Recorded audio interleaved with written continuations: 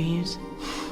Spoilers. Spoilers. Spoilers. Spoilers. Spoilers. Spoilers. I like that word. I thought you might.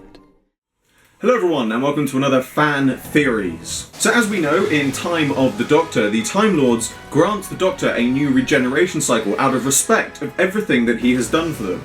Or was it because they had no choice? As I previously mentioned in my Valeyard theory, after seeing that he will get a future incarnation during the events of Day of the Doctor, the 11th Doctor decides to just accept the end when it comes, knowing that his life will be prolonged. But what if this was all an elaborately constructed ploy by the 11th Doctor to ensure that he gets more life? As we know, the calculations to save Gallifrey to a pocket universe would take hundreds of years and, similar to the scenes with the Sonics and the door in Day of the Doctor, Yeah, still going.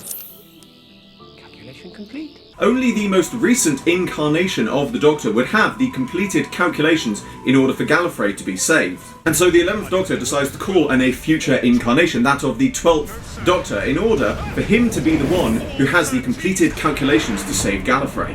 By calling on his future incarnation and saving Gallifrey, this now becomes a fixed point in time, and by calling on a future incarnation, that of the 12th Doctor, it also means that he now becomes a fixed point in time and part of the established events leading up to the saving of Gallifrey. So now, in order to protect Gallifrey, their survival, and the established timeline of events, the Time Lords have no choice but to grant the Doctor another regeneration cycle in order to ensure that his future self will indeed come back to save Gallifrey. As I said, I previously mentioned this in my Valeyard theory video, so perhaps this is another hint at the darker nature of the Doctor, willing to bargain with the lives of others and manipulate them in order to extend his own.